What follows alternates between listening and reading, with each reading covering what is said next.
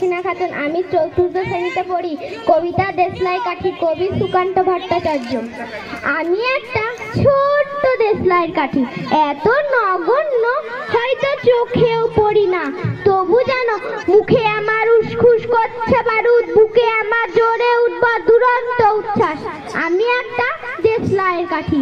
মনে আছে সেদিন হুলস্থুল বেঁধেছিল, ঘরের কোণে জ্বলে উঠেছিল আগুন, আমাকে অবজ্ঞা ভরে না নিভিয়ে ছুড়ে ফেলায়, কত ঘরকে দিয়েছে পুড়িয়ে, কত প্রাসাদকে করেছে ধূলিসাৎ। আমি একাই ছোট্ট একটা দেশলাইয়ের কাঠি, এমনই বহু নগর বহু রাজ্যকে দিতে পারি ছাড় খাড় করে, তবু অবজ্ঞা করবে আমাদের? মনে নেই সেদিন আমরা সবাই জ্বলে উঠেছিলাম একই বাক্সে, চমকে উঠেছিলে, আমরা শুনেছিলাম তোমাদের বিবর্ণ মুখের আর্তনাদ। আমাদের কি অসীম শক্তি তা তো তোমরা অনুভব করেছো বরংবার, তবে কেন বোঝো না?